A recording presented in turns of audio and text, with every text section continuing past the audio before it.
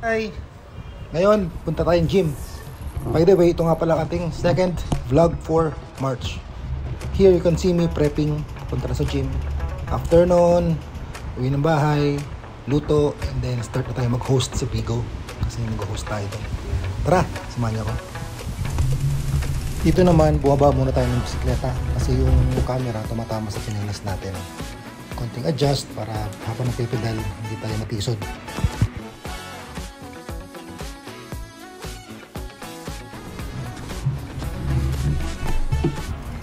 Yung gamit pala natin na bisikleta ay Giant Talon 2 29er size medium, all stock maliban dun sa aking fork. Nagpalit ako ng Epixon naman. Epixon din siya na medyo mataas na meron siyang lockout.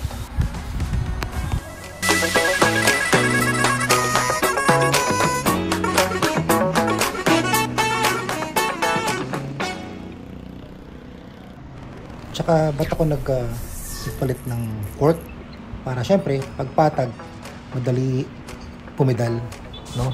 Hindi siya malambot masyado na palaging bumabaon sa kalye. So mahirap yun eh. So para siyang ang ano niya, system niya parang road bike, parang stiff yung fork para pagkaktahan komportable yung ride natin. Dito sa ating Epixon na fork, may option ka na i-lock out siya or tanggalin yung lockout, lalo na sa mga malulubak na lugar or mga trails. Para doon gumagana yung shocks, yung front na fork para na-absorb niya yung force habang nag-ride kayo. And yung tail light na nakikita nyo, ayan ay tail light galing sa Ryan Bike sa Mikamuning. Actually doon ko nabili yung bike. Para sa mga bike needs nyo, pwede kayo pumunta sa Ryan Bikes kasi palagi silang merong discount. Doon, nakakuha ko ng magandang discount at maraming choices ng bike. Doon lang yon at Ryan Bikes, Kamuning. And according sa Ryan Bikes, tinanong ko kung gano'ng kabigat yung kabuuan ng bisikleta. Sabi nila, 15 kilos more or less. Kasi doon sa manual ng Giant, hindi ko mahanap yung kung gano'ng kabigat yung bisikleta. So 15 kilos siya, more or less, kasama yung rack ko sa likod. Lalagyan na ng mga bag, ganyan. Or pang grab na bag. Siguro papatak ko na 15 or 16 kilos.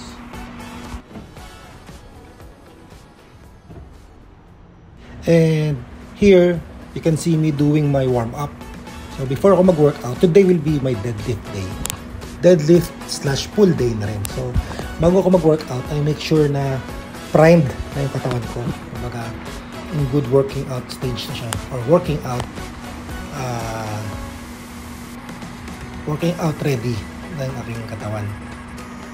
Here you can see me doing thrusters, curls, and push-ups. So pag ako yung nag-warm up, I make sure na in any movement kailangan at least marami na akong joints na tinatamaan, multi-joint na siya.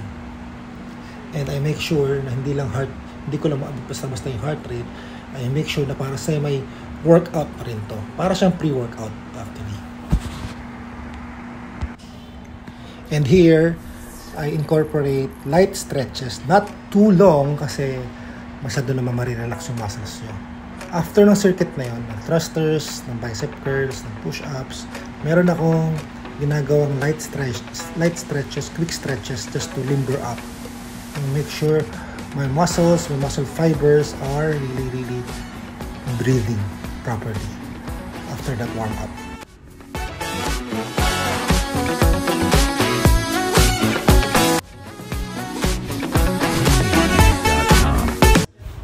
Warm up ng aking 60%, 60 kilograms, 1/8, isang set, 8 repetitions.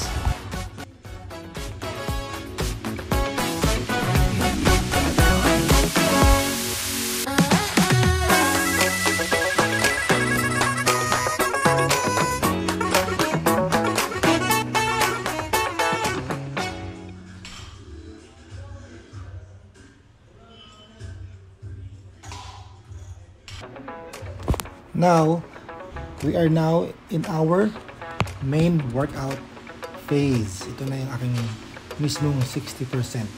I will do this for 8 reps, for 5 sets.